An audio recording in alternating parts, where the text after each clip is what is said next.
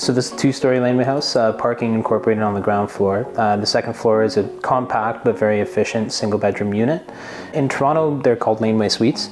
So a laneway suite is basically a secondary home detached from the main house on a lot that abuts a public laneway. It shares services with the main house, it's non-severable, and it's really intended to provide housing flexibility, both in terms of rental options, multi-generational living. Laneway suites are a really unique tool to create density and animate underutilized space in laneways and leverage the land that we have for more people. This video is sponsored by Skillshare. We love their creative online classes and we're excited to give you more information plus a link to a free trial at the end of the video.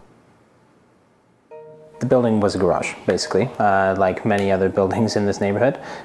Sort of detached garage on the laneway, concrete block on all four sides. The intent really was to put a second-story addition on the existing structure. The second story is completely isolated above the garage, has a dedicated entrance. So the ground floor is about 400 square feet. The second floor is approaching 500, slightly less usable factoring in wall thicknesses in the stair. But it's overall a very compact, efficient space on both stories. Yeah, so we enter through the stair obviously, and then through the kitchen tucked away. The concept is really sort of conceptualizing it as almost a hotel style single person or dual person kitchen space. Full-size dishwasher, always needed. Obviously the sink, sort of an insert cooktop, 4 burners still, all electric induction, and then a dual purpose microwave oven. So it's also a convection oven. And of course a compact counter depth 24-inch wide fridge. We really wanted to do both enclosed and open storage. There's nothing worse than a huge bank of large cabinets that go all the way to the ceiling. So really giving that openness and always looking to get as much daylight as possible with the backsplash and getting a little bit more privacy, obstructing views toward the laneway. The key thing here is you can easily cramp storage into every nook and cranny, but we also want to be conscious of airiness and daylight and making it a space that you can enjoy and not just cram stuff into. Usually the first space to go in a compact unit is the dining area. A lot of our builds will have peninsulas or islands, eat-ins.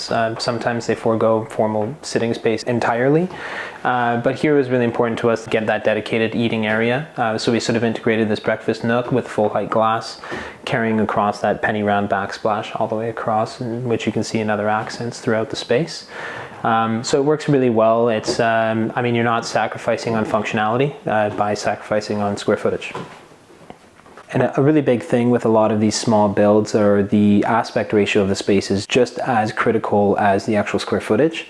So really getting that, the ideal sort of space for distance to the television, obviously these very basic things was important that are often overlooked in small condos and things like that. I mean, a little thing like putting furniture into a floor plan makes a big difference, making sure that it's actually functional. Then you're actually using the space around that furniture as circulation instead of dedicating circulation in the floor plate.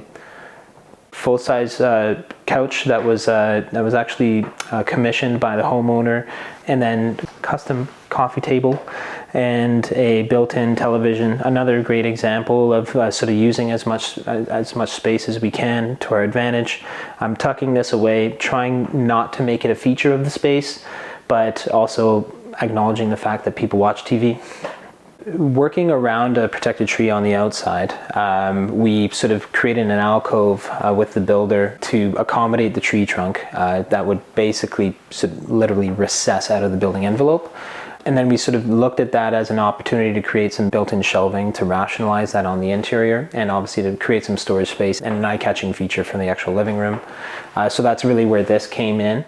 Whenever you're building a laneway suite, in a lot of cases you only have 2 walls of windows. You can't have windows on 2 blank walls facing lot lines of the neighbors. So skylights are a really big tool in our belt in order to get natural daylight deep into the floor plate. So we'll often strategically locate these above living rooms, bathrooms, stairwells. And so without that, in a lot of these builds, they would appear dark. So we sort of use that to allow for daylight, but also accommodate privacy. Something that was really unique about this project was having the liberty to do a few other sort of design moves. So we worked really closely with the builder, AT Build, who really well executed this birch ply cladding.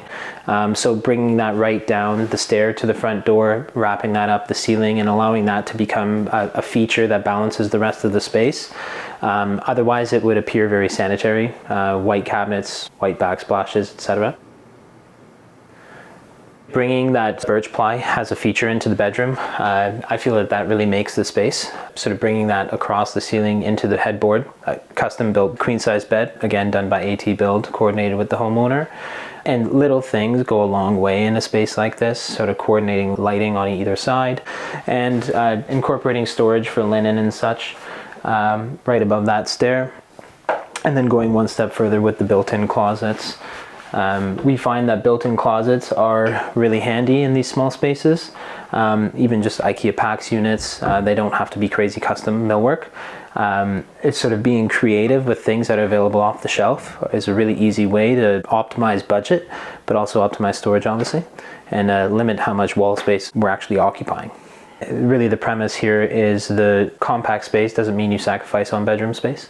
It just means that you get a little bit more creative with how you use it. Just like a full-size dishwasher, the laundry is critical in every unit. So we have a compact stacked washer dryer, sort of doubles as storage space, and it's a matter of convenience that we always like to incorporate.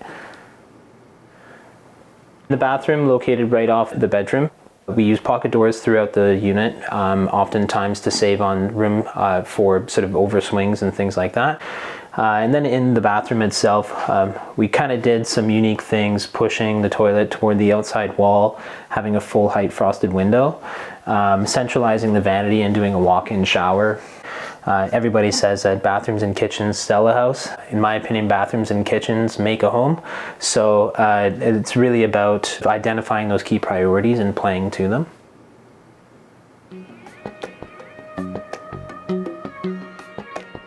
When you're approaching a project budget, it's incredibly important to look at it holistically.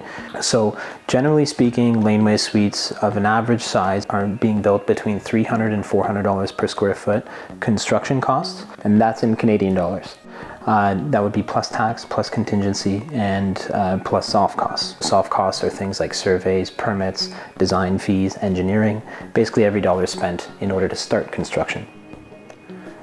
Laneway suites are one prong in a multi-pronged effort to provide more density in our cities. So basically putting more people in less area with more amenities without jeopardizing the character of our urban fabric. So really it's a way to address the gap in density where you have a 40-story condo housing 3,000 people and you have a 40 square kilometer neighborhood housing that same amount of people. So it's not the silver bullet to the housing crisis, but it's one solution in a very complex effort to solve it. If you want to find out more about Lanescape, we'll put a link to their website in the description below. We also want to thank Skillshare for sponsoring this video. Skillshare is an online learning community with thousands of inspiring and creative classes for anyone who loves learning. We're completely self-taught when it comes to filming and interviewing people for the channel, and we're always trying to improve our skills. We've taken a bunch of their classes over the years, and the latest one was called Powerful Storytelling Today, Strategies for Crafting Great Content by Soledad O'Brien. It was full of great tips on how to interview people so that you can capture and share their stories in an engaging way. Skillshare also has classes on everything from music and video production to freelancing, creative writing, and a lot more. Many of the classes are under 60 minutes, so it's not intimidating to get started and you can learn new skills pretty quickly. So if you have a specific skill you're trying to learn, I definitely recommend giving Skillshare a try. The first 1,000 of our viewers to sign up through our link in the description will get a 1-month free trial of Skillshare, so you can start exploring your creativity today. Thanks so much for watching. Please share this video if you liked it, and we'll see you in the next video.